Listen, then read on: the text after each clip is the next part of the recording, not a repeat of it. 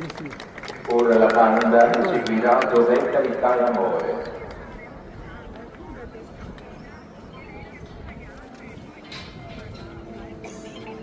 Tanto domani? Va bene, ok. Quanto mai fame a sufficienza né speranze per i propri odianti, divenne il primo destinatario della sua parola evangelizzatrice.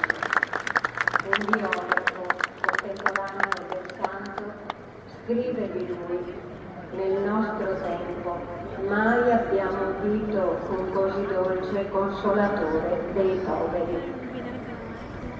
Scrive Sant'Antonio: soltanto i poveri, cioè gli umili, vengono evangelizzati, perché sono un recipiente concavo e vuoto e in grado di ricevere. Siamo il santo cantando ad ogni vocazione prega per noi.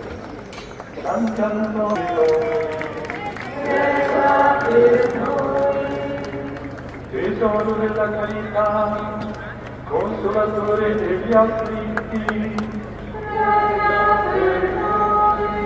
Esempio di libertà, prega per noi.